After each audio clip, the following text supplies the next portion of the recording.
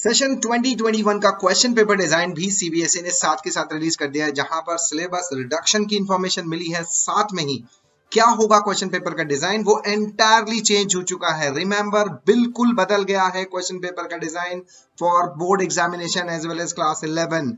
Syllabus भी बदला है, सेशन भी बदला है और साथ में ये पेपर का डिजाइन भी बदला है। सब कुछ बदल रहा है इस नए सेशन के साथ, पूरी दुनिया बदल रही है। लेट्स सी द फर्स्ट जो चेंज दिखने को मिल रहा है, ध्यान से सुनते हैं। क्वेश्चन पेपर का डिजाइन में there shall be two different parts in a board examination for the year 2021। The two-part assessment will carry weightage of 50% each, यानी दो पार्ट में आएगा 50% 50%। जैसे केमिस्ट्री का अगर 70% 70 मार्क्स का अगर पेपर है तो 35 में दो में डिवाइड होगा। पार्ट ए ऑब्जेक्टिव होगा। पिछली साल केवल 70 में से 20 मार्क्स ऑब्जेक्टिव टाइप थे, इस बार 35 मार्क्स का ऑब्जेक्टिव आने वाला है, जो कि ओएमआर या कंप्यूटर बेस्ड टेस्ट होगा। यानी कि सीबीएसई प्रिपेयर हो रही है आगे कि हो सकता है एग्जामिनेशन की सिचुएशन ऐसी हो तो आप ओएमआर या कंप्यूटर बेस्ड ये पेपर हो सकता है। And it will comprise of MCQs as well as assertion reasoning type question. MCQ और असर्शन रीजनिंग पिछली बार भी इंक्लूड किए गए थे, लेकिन इसके साथ एक काम और स्टार्ट किया जा रहा है इस बार, and that is case based या सोर्स बेस्ड इंटीग्रेटेड क्वेश्चंस भी होंगे। क्या होता है ये सोर्स बेस्ड और केस बेस्ड? ये एक नई चीज है, इसके बारे में मैं अभी वीडियो के नेक्स्ट पार्ट में डिस्कस कर रहा हूं। इसी के साथ में पार्ट बी एक नॉर्मल सिस्टम होगा, सब्जेक्टिव डिस्क्रिप्टिव टाइप टेस्ट होगा, जो कि जैसा पिछले सेशंस में होता था उसी तरह के एग्जांपल्स होगा, उसी तरह के क्वेश्चंस होंगे। No chapter wise weightage, care to be taken to cover all the chapters. जैसे पहले डिसाइड होता था कि सॉलिड स्टेट इतने नंबर का है, सॉल्यूशन इतने नंबर का है, अब ऐसा नहीं है। नो चैप्टर वाइज वेटेज, इसलिए जो एग्जामिनर सेटर होगा, जो पेपर सेटर होगा, वो ओवरऑल चैप्टर्स को इंक्लूड करेगा, लेकिन कोई फिक्स नहीं कि कौन से मार्क्स, कौन सा चैप्टर में से कितने मार्क्स का क्वेश्चन आएगा। सुटेबल इंटरनल वेरिएशन में be made for generating various templates, बनाने के लिए इंटरनल वेरिएशन किया जा सकता है। साथ में चॉइसेस नहीं होंगी, ओवरऑल सिर्फ 33% चॉइस होंगी दोनों सेक्शंस में, ए और बी पार्ट में कुछ इंटरनल चॉइसेस होंगी पर ओवरऑल चॉइस नहीं होगी। नाउ पार्ट ए जो ऑब्जेक्टिव होगा, उसमें मार्क्स ऑफ ईच क्वेश्चन 1 होंगे, वो 19 क्वेश्चन होंगे, यानी total 19 marks which is approximately 54.29%। And जो 2 मार्क्स के क्वेश्चन होंगे 5 होंगे, उनके टोटल मार्क्स 10 होंगे। इस तरह से 28.57% मार्क्स के होंगे। Case base is very very important, ये देखने की बात है। केस बेस नई कहानी आ गई है इस बार के सिलेबस में, इस सिस्टम में, ये जानना चाहेंगे हम इस वीडियो में ही। जो 3 मार्क्स का क्वेश्चन होगा, 2 क्वेश्चन होंगे, टोटल 6 मार्क्स होंगे इस तरह के, जिसका 17.14% वेटेज होगा। टोटल 26 क्वेश्चन पार्ट ए में होंगे, 35 मार्क्स के। ये पार्ट ए है।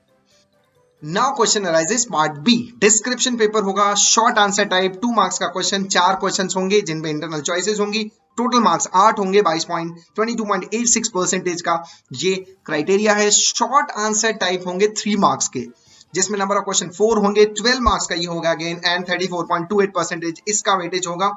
Long answer type marks of each question is 5, question 3 होंगे, 5 मार्क्स का एक होगा, यानी टोटल 15 मार्क्स होगा, 52.86% वेटेज होगा। इस तरह से 11 क्वेश्चन यहां पर टोटल बनेंगे, 35 मार्क्स। इस तरह से ये पार्ट ए और पार्ट बी बनता है। नाउ क्वेश्चन अराइजेस, ये केस बेस्ड क्वेश्चन क्या है? ये सबसे बड़ी एक प्रॉब्लम आ गई हम सबके सामने।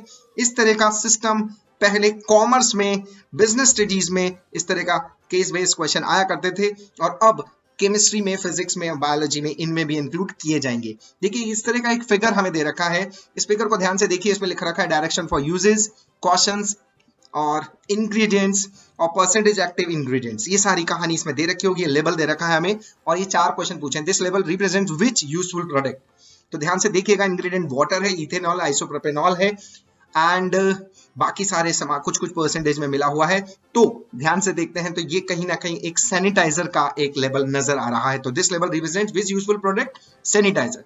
Percentage of alcohol use in this product is 70% minimum होनी चाहिए, ऐसा हम जानते हैं। सैनिटाइजर हमने इस सेशन में यूज किया है बहुत ज्यादा।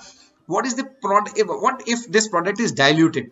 अगर इसको डाइल्यूट कर दिया तो ये उतना इफेक्टिव नहीं रहेगा कोरोना वायरस या जर्म्स और बैक्टीरिया के किलिंग में, इसलिए डाइल्यूशन का ये इफेक्ट लेना पड़ेगा। Name the disease for which this product is used. Answer है ये कोरोना वायरस के लिए यूज किया गया था। ये एक केस बेस्ड क्वेश्चन का एक एग्जांपल है। एक और एग्जांपल आपके लिए लेता हूं क्योंकि नया चीज आया है, ये इस वीडियो का सबसे खास पार्ट है। यही हमारी प्रॉब्लम आगे आने वाले टाइम पे होगी। टीचर्स को भी ध्यान देना होगा, स्टूडेंट्स को भी ध्यान देना होगा, और सीबीएसई की तरफ से भी बहुत सारे क्वेश्चंस बेस इस तरह के आएंगे सो दैट प्रैक्टिस हो सके नए changes.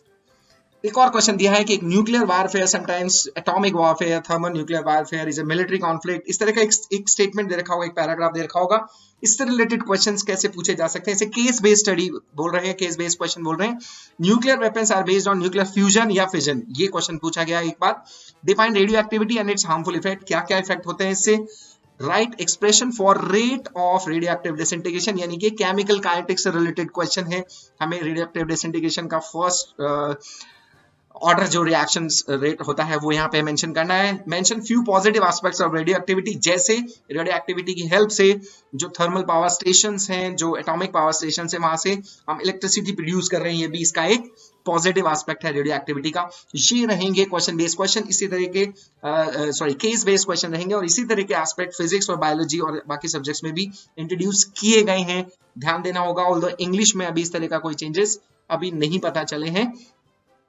So overall part A और पार्ट बी दो में डिवाइड होगा। ऑब्जेक्टिव टाइप होगा, डिस्क्रिप्टिव पेपर होगा, 35 मार्क्स ऑब्जेक्टिव टाइप जो ओएमआर या कंप्यूटर बेस्ड होने वाला है, और डिस्क्रिप्टिव पेपर जो पेन पेपर ट्रेडिशनल पेपर होता था वो प्रेजेंट सिचुएशन में नजर आता है। हो सकता है आगे भी कुछ बड़े चेंजेस आ सकते हैं, अगर जो कोरोना की चीजें चल रही हैं उसमें अगर बड़ा चेंज नहीं दिखता है, पॉजिटिव चेंज नहीं दिखते हैं, अगर ये चीजें नहीं संभलती हैं तो और भी बड़े चेंजेस आ सकते हैं। एक और चीज यहाँ पर मेंशन कर रखी है सीबीएसई ने कि जो डोमेन्स होंगे वो कौन कौन से होंगे, ये भी चेक कर लेते हैं हम। एंड डोमेन्स का मतलब क्या है कि जो 3 एस्पेक्ट्स को अप्लाई करने की बात कर रहे हैं। Remembering and understanding is one aspect, जो 28 मार्क्स का एस्पेक्ट होगा, 40%। जो रटने वाली और समझने वाली चीजें होंगी वो 40% कवर करेंगी केमिस्ट्री में। Applying, solving problem to new situation by applying acquired knowledge, facts, technique and rules in different ways, ये 21 मार्क्स का होगा, that is 30%। And analysing, evaluating and creating, examine and break information into parts by identify motives or causes, make inferences and find evidence to support generalization present and defend opinions by making judgment about information। ये कुछ कहानियां होंगी, criteria होंगे analysing, evaluating and creating के। ये 21 marks का होगा, 30% यहाँ पर टोटल यहाँ पर कवर होने वाला है। सो इस बार बच्चे रेडी रहिए, टीचर्स रेडी रहिए, सब लोग तैयार रहिए। बहुत सारे बदलाव के साथ सीबीएसई हम सबका परीक्षा ले रही है, टीचर्स की भी और स्टूडेंट्स की भी।